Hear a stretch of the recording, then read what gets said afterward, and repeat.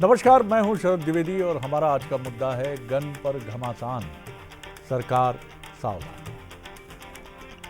जब भी कुछ ऐसी घटनाएं घटती हैं तो कुछ सवाल मन में आते हैं और ये सवाल इसलिए आते हैं कि दरअसल कोई भी घटना, दुर्घटना या ऐसा कोई भी कारक फैक्टर जो समाज पर नकारात्मक रूप से असर डालता है तो हम तुरंत उसके लिए सर तलाशना शुरू कर देते हैं कि ठीकरा किसके सर फोड़ा जाए। एक कलेक्टिव रिस्पॉन्सिबिलिटी की बात नहीं होती। सरकार जिम्मेदार है, बिल्कुल है, इसका दायित्व है, लेकिन सरकार किसका नाम है? सरकार के तमाम डिपार्टमेंट्स हैं, डिपार्टमेंट्स के मुखिया हैं, फिर नीचे से ऊपर तक एक पूरा तंत्र है। ये तंत्र अपना काम ठीक से नहीं करता। फिर समाज की बात आती है। आप कई बार चमकती दमकती चीज़ के पीछे चले जाते हैं। आप अपने अधिकारों के लिए जितने सजग हैं, लेकिन आप ये नहीं समझ पाते हैं कई बार कि जो चीज़ आप खरीद रहे हैं या लेकर आ रहे हैं वह आपके लिए क्या मुश्किल का सबब बन सकती है। अब एक गन आती है जो सोशल मीडिया पर बड़े एग्रेसिव प्रचार के साथ आती है। कार्बाइड की एक पुड़िया 25 धमाके करेगी, बस आपको चंद बूंदे पानी की और कार्बाइड की पुड़िया इसमें डालनी है, पीवीसी पाइप है, आप घर पर भी बना सकते हैं। ऐसा लगता है कि जैसे दिवाली का कोई अद्भुत आविष्कार आ गया है जो पूरी दुनिया में चर्चा में। और ये ज़माना सोशल मीडिया का है। लोग धड़ाधड़ गन खरीदना शुरू कर देते हैं और अपनी शायद उसी क्षण अपनी आँख गंवाने का संकट भी अपने साथ घर खरीद कर ले आते हैं। जो अब तक के आंकड़े हैं, 300 से ज़्यादा लोग मध्य प्रदेश में, अधिकतर ग्वालियर में, अपनी आंख गंवाने की चुनौती से जूझ रहे हैं। बड़ी कठिनाई है और खुद डॉक्टर, चिकित्सक संस्थान ये मान रहे हैं कि ये पहली दिवाली उन्होंने देखी है जहां किसी पटाखे या किसी गन की वजह से आंखों पर संकट है। कैसे इनको परमिशन मिल जाती है? पटाखों की दुकानों के लिए लाइसेंस रहता है। क्या इस तरह की गन कोई भी बनाकर कहीं भी कभी भी बेच सकता है? और क्या ये सिर्फ हमारे यहाँ ही, भारत में ही हो सकता है? अब इसके लिए सर ढूंढना चाहें तो बहुत आसान है साहब। जिम्मेदारी तय करिए, ये जिम्मेदार हैं, वो जिम्मेदार हैं। लेकिन सवाल ये है कि जब आप कोई चीज़ घर लेकर आते हैं, उसका इस्तेमाल करते हैं, आपकी सावधानी की बात कहाँ क्यों नहीं खड़ी होती? छिंदवाड़ा की जो घटना होती है वो ज़रूर चिंता में डालती है, जहाँ सिरप से बच्चों की डेथ हो जाती है और लालच का एक बड़ा साम्राज्य सामने आता है। लेकिन हम कहाँ कहाँ रुके हैं? चावल, गेहूं, सब्जी, फल, कहाँ पर नहीं है लालच का ये साम्राज्य? और सही बात तो ये है कि अब स्लोगन यही है कि हम ईश्वर से भी नहीं डरते।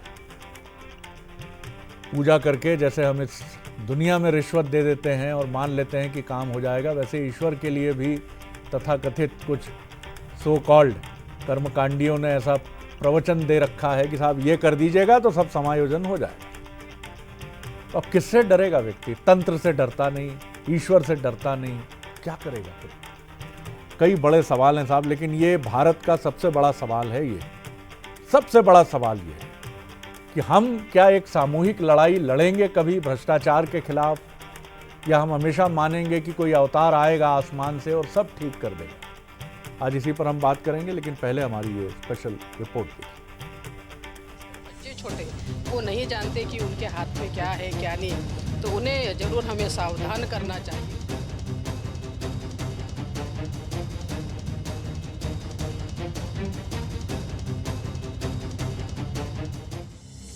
दीपावली पर रोशनी करने के लिए चली इस कैल्शियम कार्बाइड गन ने कई लोगों की जिंदगी में हमेशा के लिए अंधेरा कर दिया।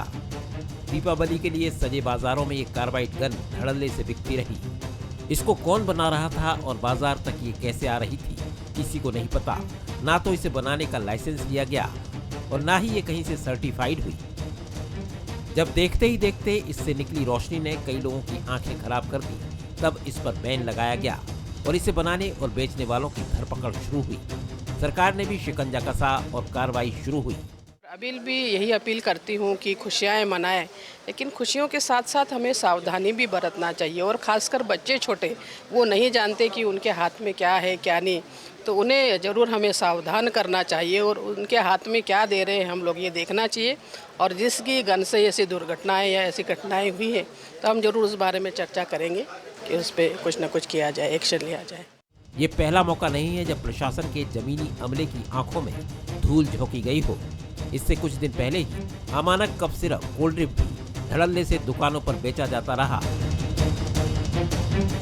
और इस जहरीले सिरप ने करीब 25 मासूमों की जान ले ली। आखिर कब तक जमीनी स्तर पर हमारा मॉनिटरिंग सिस्टम फेल होता रहेगा? लेकिन कमियों का पता लगाने से पहले ही ऐसे संवेदनशील विषय सियासत में उलझ कर रह जाते हैं। कांग्रेस इस मामले को प्रशासन और सरकार की लापरवाही करार दे रही है। ICMR ने भोपाल चैप्टर ने 2023 में ये जो कार्बाइड की जो गन थी, इसको चेतावनी दी थी सरकार को कि इसको बंद किया जाए। सरकार ने 2023 से अभी तक क्यों नहीं बंद करी? और नहीं बंद करने का नतीजा आज हमीदिया हॉस्पिटल में कई 100 बच्चे एडमिट है। जब घटनाएं घटती प्रदेश के अंदर, जब सरकार जांचती, जब प्रदेश विकास के पथ पर सरपट दौड़ रहा हो और सरकार की जनहितकारी योजनाएं अपना असर दिखा रही हों, इसी बीच कार्बाइड गन और जहरीले सिरप जैसे मामले सरकार की रिदम को तोड़ देते हैं।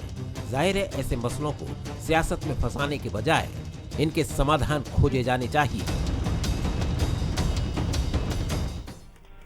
करीब 15-20 साल पहले अमेरिका गए मेरे एक मित्र ने बताया कि उनका 2.5 साल का बेटा एक बार थोड़ा मटर के दाने से कुछ अधिक टूथपेस्ट निगल गया, तो उन्होंने तुरंत फ़ोन किया इमरजेंसी सर्विसेज को, क्योंकि टूथपेस्ट जो बना निर्माता कंपनी थी उसने लिखा था कि अगर आपका बेटा छोटा 5 साल से कम उम्र का बच्चा मटर के दाने से ज़्यादा भी टूथपेस्ट निगल जाए तो तुरंत नज़दीक के इमरजेंसी सेंटर को फ़ोन कीजिए। यूरोप विकसित देश और विकासशील देशों के पैरामीटर्स में जमीन आसमान का फर्क है। क्या आपने कभी सोचा केला कड़वा क्यों लगता है? जितने पीले फल हैं, गर्मी अभी गई कुछ 3-4 महीने पहले, फिर आएगी। ये बादाम जो आप बहुत प्रिय है आपको, हमको आम, ये कड़वा क्यों लगने लगा? पहले तो नहीं लगता था, आज से 25 साल पहले। इस पर मॉनिटरिंग नहीं है क्योंकि हम विकासशील देश हैं। हमारी चुनौती है कैसे रोजगार दें, कैसे हम लोगों को, किसानों को, तमाम लोगों को चीज़ें मुहैया कराएं। अब कार्बाइड के पीछे हम कैसे लग जाएं कि फल क्यों पकाया जा रहा है, या धनिया में क्या मिला है, या चाय की पत्ती में कोई मिलावट है क्या, या समोसा सुरक्षित है, या इतना मावा और इतना सारा पनीर कहां से आ रहा है, दूध के प्रोडक्शन के क्या समानुपातिक है? ये कैसे देखेंगे सर? हम क्या क्या करें? लेकिन ये सब नहीं करेंगे तो 140 करोड़ लोगों के हितों की रक्षा कौन करेगा? हमारे सवाल देखिए, कार्बाइड गन जैसे मामले हमारे सिस्टम की कमजोरी हैं या लापरवाही हैं, और कौन लोग हैं जो जिम्मेदार हैं इसके लिए? इस तरह के मामलों से डील करने के लिए, निपटने के लिए क्या ट्रेनिंग की ज़रूरत है, या पंच परमेश्वर की तरह प्रेमचंद जी की कहानियाँ पढ़वाई जाएं कि अंतरात्मा जागृत हो जाए? क्या बिगाड़ के डर से ईमान की बात ना कहोगे?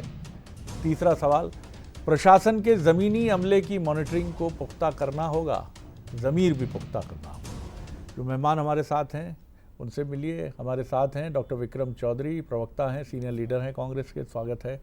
अजय सिंह यादव जी हैं, युवा नेता, प्रवक्ता बीजेपी, उनका स्वागत है। वरिष्ठ पत्रकार, राजनीतिक विश्लेषक गोविंद गुर्जर जी हैं, उनका स्वागत है। गोविंद जी, कैसे देखते हैं आप इन दुर्भाग्यपूर्ण घटनाओं को? हालांकि इसके लिए हम फिर सियासत की तरह सर ढूंढने लगते हैं, ये जिम्मेदार, वो जिम्मेदार, लेकिन इसमें वो सवाल ख़त्म हो जाता है कि आखिर कैसे तमिलनाडु की एक कंपनी का लालच इतना बड़ा हो जाता है, क्यों 10% के कमीशन में एक डॉक्टर मौत की सामग्री लिखने लगता है? आखिर ये चरित्र सरकारें क्या पैदा कर सकती हैं? जी देखिए, जैसे आपने भी कहा कि कुछ चीज़ों की कलेक्टिव रिस्पॉन्सिबिलिटी भी होती है, लेकिन अनहोनी हम उसे कह सकते हैं जो एक बार कोई चीज़ घट गई तो दैट इज़ समवॉट की मिसफॉर्च्यून, दुर्भाग्यपूर्ण अनहोनी हो गई। But when misfortunes after misfortunes continuously happening, तो ये कहीं ना कहीं सिस्टम की कमी होती है, खामी होती है, और सवाल उसी से पूछे जाते हैं जिससे सत्ताधीश किया जाता है। तो जाहिर सी बात है विपक्ष का काम सवाल उठाना है, उठाना भी चाहिए। लेकिन जब कार्बाइड गन की हम बात करें तो मैं अपना खुद का अनुभव आपको बता देता हूँ। अभी दिवाली पर मैं घर जब वापस जा रहा था तो रोड के किनारे कई रेडियाँ इस तरह की लगी हुई थी जिसमें कार्बाइड की प्रदर्शन किए जा रहे थे। वो लोग इस तरह से अट्रैक्ट कर रहे थे कि ये जो गन आई है वो आपको दिवाली का मज़ा देगी। तो मैं 2-4 जगह देखा, तो एक जगह मैं रुक भी गया, मैंने उसको पूरा देखा, फिर मैंने कहा भाई इसकी कोई परमिशन है क्या? तो मुझे बड़ा डर लगा, मैंने कहा नहीं, मैं परचेज़ नहीं करूँगा, 150-200 रुपये की दे। मैं अपनी ससुराल पहुँचा अपनी वाइफ को छोड़ने के लिए, तो वहाँ मेरा साला और बच्चे उसी गन को चला रहे थे। यानी मैं सोचा कि ये घर घर मौजूद हो चुकी है और कोई इस पर कोई कड़ा कदम नहीं उठा रहा है। उसके बाद जो मिस हैपनिंग्स हुई हैं, जो घटनाएं आई हैं, तो सिस्टम इसमें कहीं से भी जिम्मेदार नहीं है, खामी नहीं है, ये हम नहीं कह सकते हैं। बिल्कुल इस पर समय रहते रोक लगाई जानी चाहिए थी। सरकार देर से जागी, दुरुस्त जागी, बिल्कुल यही होना चाहिए, क्योंकि ये जो है काफ़ी घातक है, आपकी ज़िंदगी से खिलवाड़ करती है।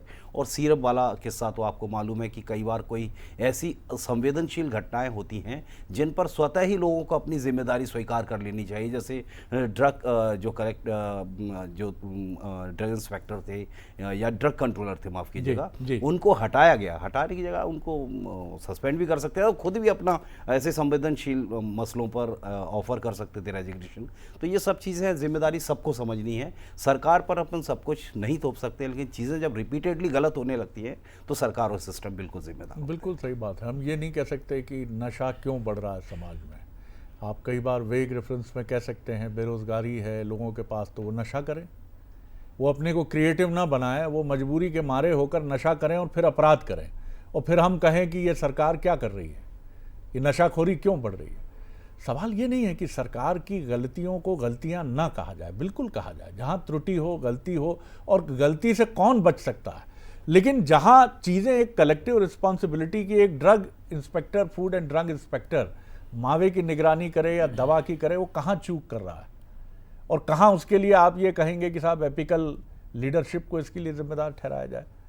क्योंकि चरित्र का जो पतन है वो निश्चित तौर पर नीचे से ऊपर तक जाता है या ऊपर से नीचे तक जाता है, और ये बहुत बड़ी चुनौती है, क्योंकि कभी क्या घटना दुर्घटना घट जाए, ये बहुत बड़ा चैलेंज है। चौधरी साहब, आज थोड़ा विषय ऐसा है कि मैं चाहूँगा कि राजनीति से इतर भी एक सामाजिक विश्लेषणकर्ता की भी बात हो। राजनीति बातें तो आप लोग रोज़ इस मंच पर करते ही हैं जी। अब आपने मुझको उस बात करने से रोक दिया है। नहीं, रोका नहीं है सर, मैंने सिर्फ आपकी अंतरात्मा को छूने की कोशिश की है जी। आपकी बज़म में आएंगे तो अंतरात्मा ही बोलती है और उसके अलावा मैं ये कहना चाह रहा हूँ आपसे कि जब हम सरकार की बात करते हैं तो वो कोई ऐसा अलग से कोई ऐसा निकाय नहीं है जो हम पर थोपा गया है, वो हमने अपनी कलेक्टिव कॉन्शियसनेस से हमने उसका निर्माण किया है। आप कह रहे हैं कि जो भ्रष्टाचार है वो नीचे से ऊपर जाता है, बिल्कुल जाता है, मैं सहमत हूँ, लेकिन चरित्र निर्माण हमेशा ऊपर से ही नीचे आता है। ये इतिहास है, वो ये तथ्य है, क्योंकि हम कहीं ना कहीं किसी भी बिंदु से अपना एक प्रेरणा ग्रहण करते हैं। अब आप मुझे बताइए, जैसे भैया भी कह रहे थे कि ये मिस हैपनिंग नहीं है या मिसफॉर्चून नहीं है, अचानक घटी घटना नहीं है।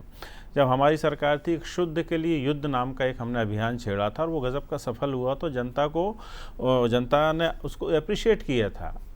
हम ये कह रहे हैं कि जो हमारा समाज है उसका हिस्सा ही है सरकार। सरकार अलग से नहीं है कि हम उसको अलग से रख दें और बाकी कुछ हो रहा है तो हम उसमें समाज में विकृतियां खंगालते रहें, ऐसा कुछ नहीं है। अब इस मामले में आप देखिए, जो कार्बाइड नाम का रसायन है वो खुले बाजार में उपलब्ध नहीं होता है, उसके लिए बाकायदा एक लाइसेंस लगता है। यदि लाइसेंस लगा है तो उसमें ये भी लिखा रहता है किस अनुपात में 1 किलो जाना है कि 2 किलो जाना है कि 5 किलो जाना है। उसकी मॉनिटरिंग कौन करेगा? उसकी मॉनिटरिंग समाज तो करेगा नहीं, या नीचे के अमला नहीं करेगा। अब ये भैया ने कहा कि रेजिग्नेशन भी दिया जाना चाहिए।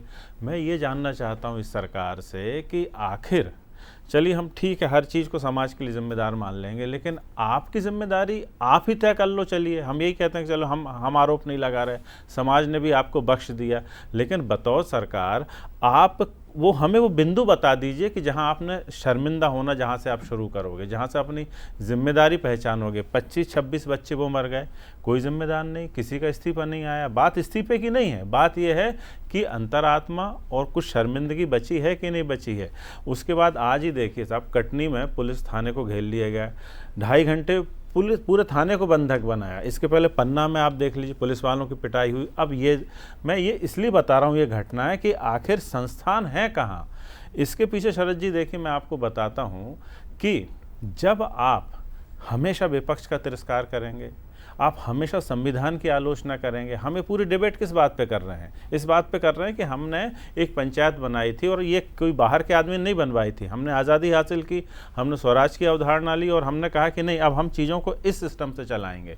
तो वो सिस्टम कहाँ है? उस सिस्टम की आप रोज़ आलोचना करते हो, रोज़ संविधान पे सवाल उठाते हो, वो स्वतंत्रता संग्राम सेनानियों पे सवाल उठाते हो। तो इससे ये होता है सर कि हमें शर्मिंदगी के अवसर जो हम पे आते हैं हम उसको ढकेल देते हैं। हम तो भाजपा से पूछेंगे कि आप वो मुद्दा तो बताइए कि 400 आदमियों की आंख चली जाएगी तब शर्मिंदा होगे या 1000 की चली जाएगी, कितने लोग मर जाएंगे, कहाँ से आपकी शर्मिंदगी की सीमा शुरू होती है? लेकिन साहब जिस देश में सबसे अहम माना जाता है चाहे कोई भी पार्टी हो कि अभी बिहार चुनाव पर सबका फोकस है, जहाँ चुनाव लड़ना और चुनाव जीतना ही राजनीतिक दलों के जीवन का सबसे प्रमुख लक्ष्य होता है, वहाँ ऐसे मसलों को कौन नोट कर रहा होगा कि क्या चूक हुई है? सरकारें कोई भी हों, आप देख लीजिए। और जहाँ आग की शर्म की बात है, मैं आप सभी के सामने सवाल रखता हूँ कि लाल बहादुर शास्त्री की इरा के बाद क्या वो शर्म बची है?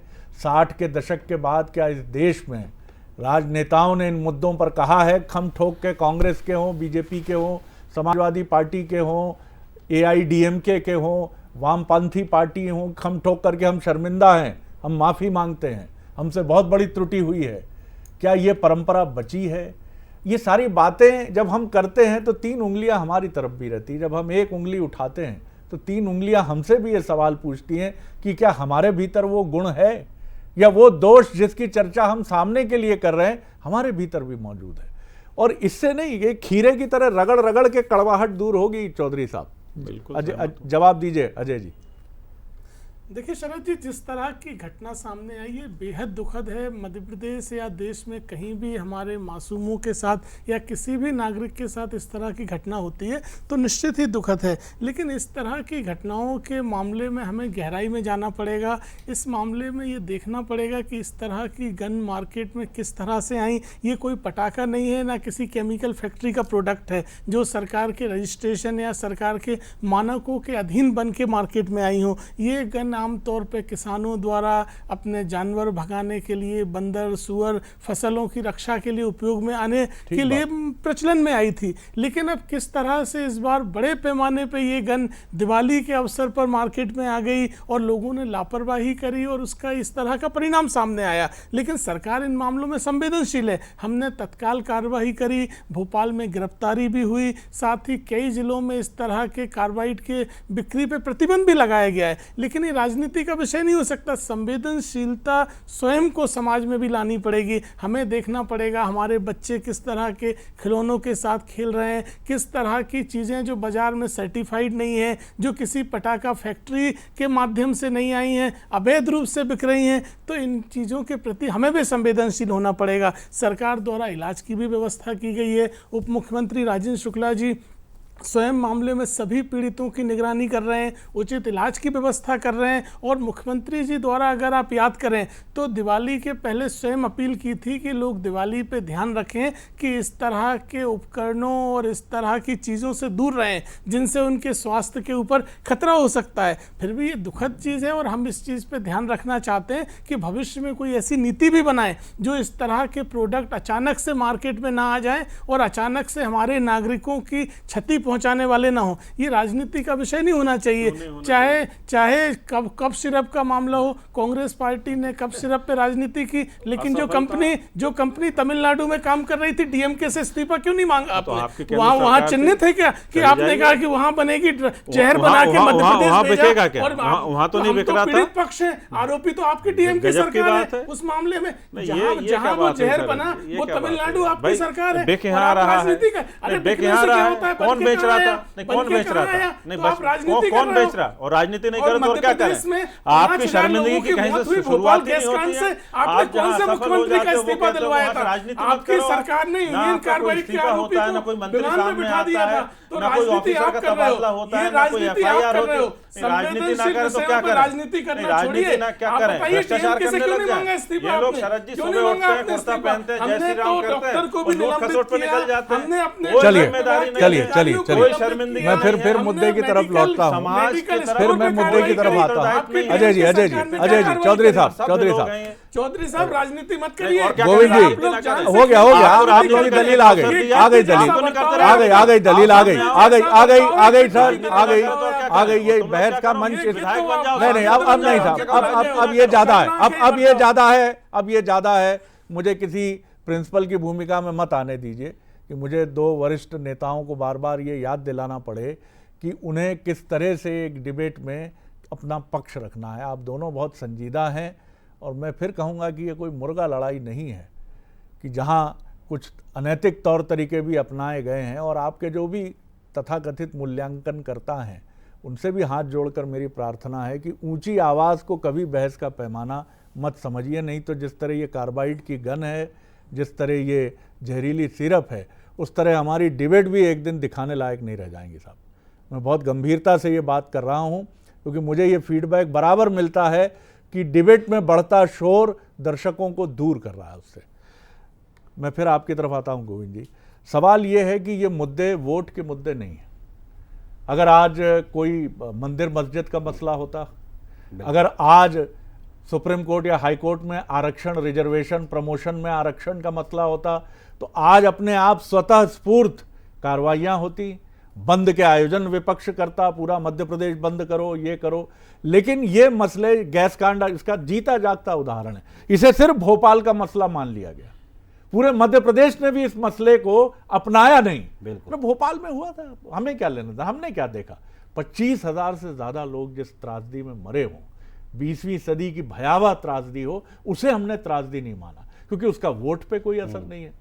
लेकिन ये चीज़ें बड़ी अनफॉर्चुनेट है। कैसे देखते हैं आप, आखिर हम कैसे करें, कैसे आगे बढ़े? ये मसला चुनाव का मसला नहीं होगा। बिल्कुल बिल्कुल जी। देखिए शाह जी, सिरप वाला मसला जो है थोड़ा सा पुराना है, लेकिन अभी जो नया जो मुद्दा चल रहा है कार्बाइड गन को लेकर, तो बहस का ये मुद्दा है ही नहीं। ये कोई रॉकेट साइंस नहीं है जिसे हमें समझना है या इसके बाद नुकसान और फ़ायदे समझने की कोशिश करना है। सब जानते हैं कि भाई इस तरह की प्लास्टिक में आप बारूद भर के दिवाली मनाएंगे और कार्बाइड भर के उस कार्बाइड गन को चलाएंगे, तो अगर इसके दुष्प्रभाव होंगे वो तो भी 8 से 12 साल के बच्चों के बिल्कुल हाथ में, जिन्हें ये नहीं मालूम कितना डिस्टेंस रखना है। तो इसमें देखिए धन्यवाद के पात्र दोनों ही है, विपक्ष भी है, सरकार है। विपक्ष ने सवाल उठाए, बिल्कुल वाजिब थे, इसको समय रहते बंद करना चाहिए था। सरकार ने उस पर कदम उठाया, तो भाई भले ही आप गनीमत ये मान सकते हैं कि इससे किसी की जान नहीं गई, लेकिन शरीर को जो नुकसान पहुंचा है, लोगों की आंखों को और फिजिकली जो हर्ट हुए हैं लोग, तो वो काफ़ी हद तक सवाल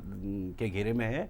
तो कुल मिला के यही है कि दोनों मुद्दे काफ़ी संवेदनशील है। इन पर राजनीति इसलिए नहीं हो सकती कि ये कोई वोट का मुद्दा नहीं है, कोई चुनाव का मुद्दा नहीं है। ये सामाजिक सरोकार है, सामाजिक चेतना का मुद्दा है कि भाई कप सिरप वाला मसला था, उसमें तो सीधे सीधे बड़ी लापरवाही थी प्रशासन की, सिस्टम की, जिसका खामियाजा भी सरकार को भी भुगतना पड़ा और आगे जाके भी लेकिन नाराजगी लोगों की। बड़ा सवाल ये भी है, मैं ये नहीं कह रहा हूँ कि विपक्ष को भी इस तरफ ध्यान देना चाहिए। क्या इसमें तमिलनाडु सरकार का रुख ये नहीं बताता कि हम अंतर्राज्यीय मुद्दों में कितने निर्मम होते हैं? चाहे वो कावेरी जल नदी की बात हो, वहाँ दक्षिण के राज्य भी एक दूसरे के शत्रु हो जाते हैं। क्या वहाँ की स्टालिन साहब को किसी मंत्री को नहीं भेजना था? क्या उनकी तरफ से किसी मदद की घोषणा नहीं होनी थी? क्या हमारा भारत, एक समग्र भारत की हम बात करते हैं और इतने भिन्न हैं? ये तो इंटरस्टेट वाली बात हो गई, जिसमें हम बड़े मुद्दों पे अगर इस चीज़ को कनेक्ट करेंगे तो ये सामाजिक चेतना जो हम लेकर चल रहे हैं, दो मुद्दों को लेकर, आज का विषय भी हमारा वही था। तो अगर इस बहस को आगे ले जाएंगे तो यह इसका कोई अंत नहीं है। तो मेरा कहने का मतलब ये है कि सरकार और विपक्ष के अलावा सामाजिक जिम्मेदारियाँ भी हैं कि ऐसी चीज़ों को समझें, और ऐसी चीज़ कभी भी मार्केट में या समाज में कहीं भी आती है सामने, तो समाज की भी जिम्मेदारी बनती है कि उन चीज़ों से दूर रहें और अपने आप को प्रोटेक्ट करें करें, बच्चों को सही तरह से शिक्षित करें कि कैसे दिवाली मनाई जाए, किस तरह के उपकरण को अपनाया जाए और किस तरह का उपकरणों को बहिष्कृत किया जाए। तो ये सामाजिक क्षेत्र चौधरी साहब कम वक्त है मेरे पास, 30 सेकंड में अपनी बात। सर मैं आपसे पुनः वही कह रहा हूँ कि बाकी सामाजिक सरोकार बिल्कुल ज़रूरी हैं। जब कांग्रेस की सरकारें होती थीं तब आपने टीवी पे ऐड देखे होंगे कि वो छोटी छोटी बातों के लिए भी जागरूकता करती थीं कि आप खाने के पहले हाथ धो लें, तमाम इस टाइप की बातें होती थी। लेकिन ये सरकारें जो ऐसी हैं कि सबको विचित्र किस्म के देशनाएँ दे रहे हैं कि मस्जिद के सामने नाच लो, वहाँ नाच लो, लेकिन ये कौन बताएगा?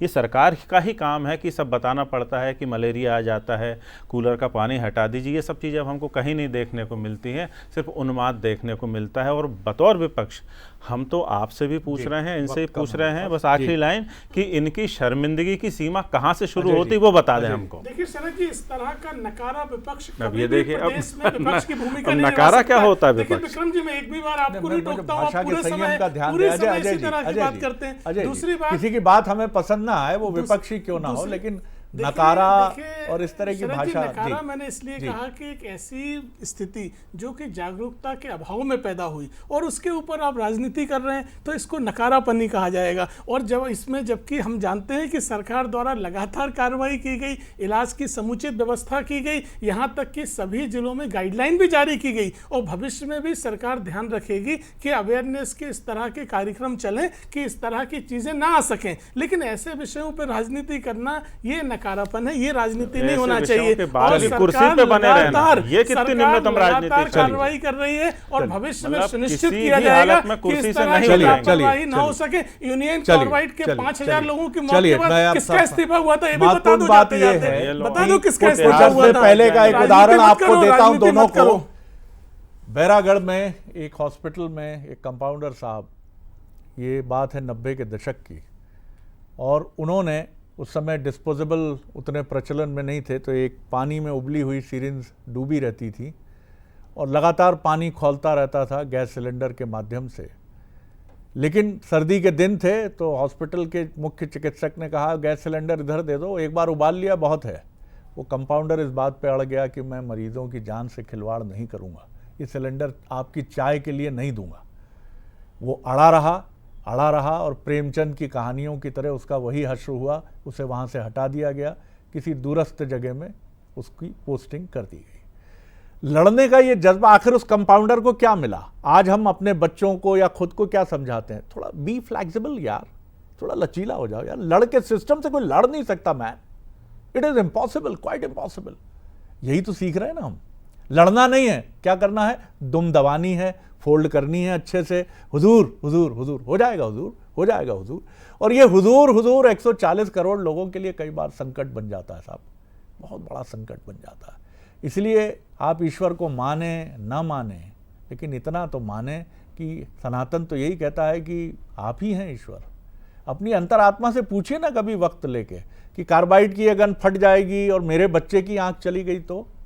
ये सिरप जो दक्षिण भारत में बना और मध्य प्रदेश और कुछ और राज्यों में बिका, उस आदमी को क्या इसकी परवाह नहीं थी कि क्या होगा? कहीं कोई मूल्यांकन है इस दुनिया में? नहीं है। बहुत सारे सवाल हैं। लेकिन हम सब अगर इसी तरह लचीले हो गए और आधे घंटे की एक डिबेट में बैठ के हाथ झाड़ के निकल गए, कर लिया साहब सब, एवरीथिंग इज फाइन, है ना, ठीक रहा ना भाई साहब? मत करिए साहब, ये सब मत करिए। इन सवालों को थोड़े गंभीर बनाइए, अपनी अंतरात्मा के सामने रखिए और सोचिए कुछ, जितना अपनी सीमा के भीतर कर सकते हैं थोड़ा सा तो करिए, थोड़ा सा करिए साहब। इतने में ही क्रांति हो जाएगी, हम सुधरेंगे, जग सुधरेगा। गायत्री शक्तिपीठ के संस्थापक श्री राम शर्मा जी का ये बड़ा चर्चित कोट रहा है एक समय का, ध्यान रखिए। और ये नादान एंकर कुछ ज़्यादा बोल गया हो तो माफ़ कर दीजिए, हम लोग तो अपनी अज्ञानता के लिए चर्चा में रहते ही हैं। आप तीनों मेहमानों का बहुत धन्यवाद, नमस्कार।